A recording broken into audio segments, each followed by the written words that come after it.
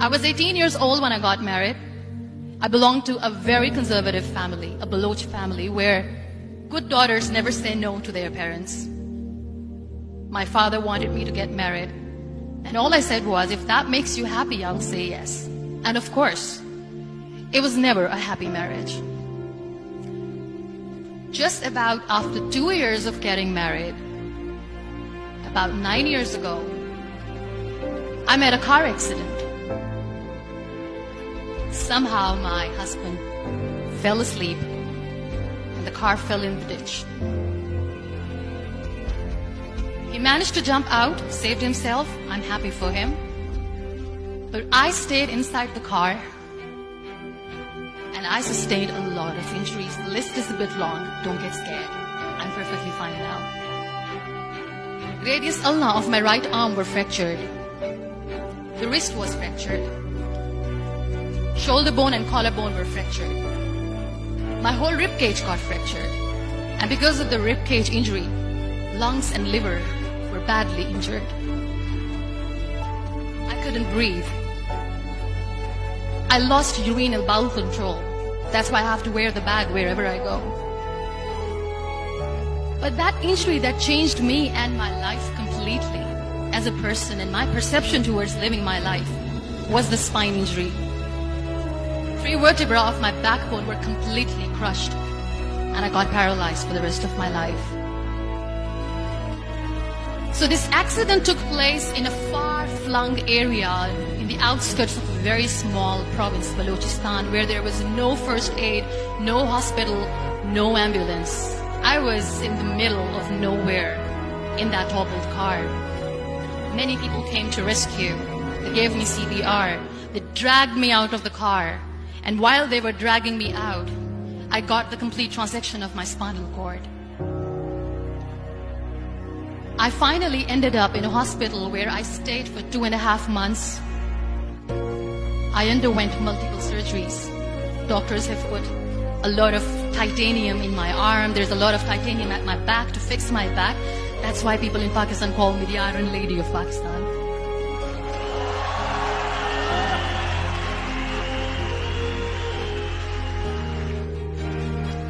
Those 2.5 months in the hospital were dreadful.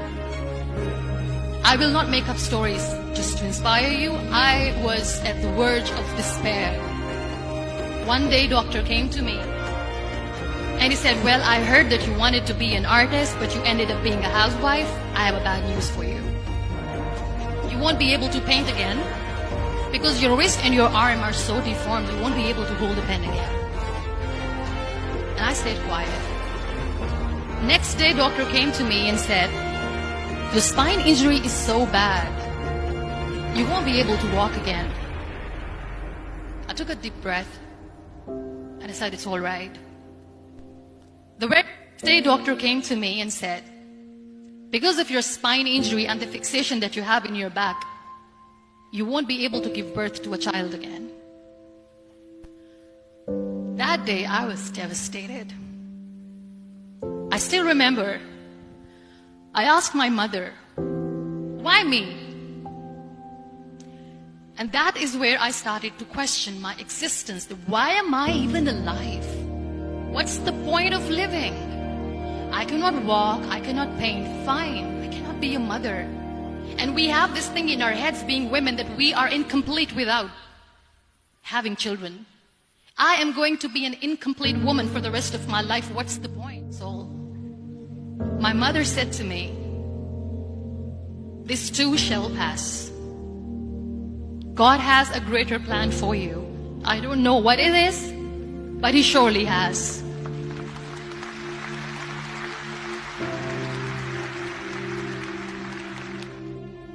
So what kept me going was, one day I asked my brothers, I know I have a deformed hand, but I'm tired of looking at these white walls in the hospital and wearing these white scrubs.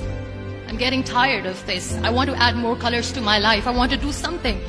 Bring me some colors. Bring me some small canvas. I want to paint. So the very first painting I made was on my deathbed, where I painted for the very first time. There were a lot of infections in my body, a lot of allergies. So doctors wanted me to lie down on the bed straight for not 6 months, for not 1 year, for 2 years. I was bedridden, confined in that one room, looking outside the window, listening to the birds chirping, and thinking maybe there will be a time when we'll be going out with the family and enjoying the nature. That was the time where I realized how lucky people are, but they don't realize.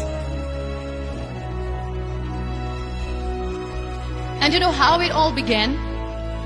That day I decided that I'm going to fight my fears. We all have fears.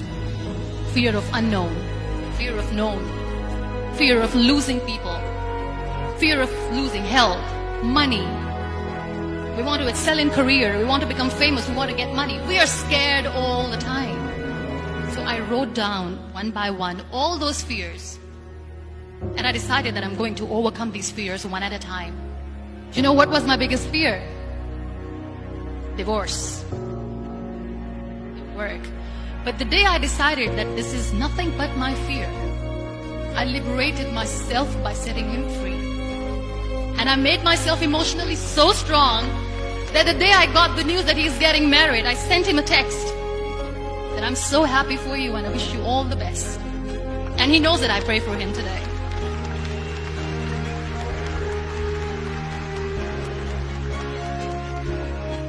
My biggest fear, number 2, was I won't be able to be a mother again.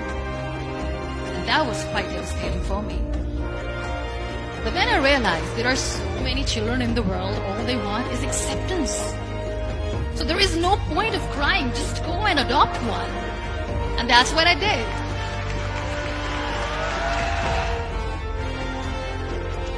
So when you accept yourself the way you are, the world recognizes you.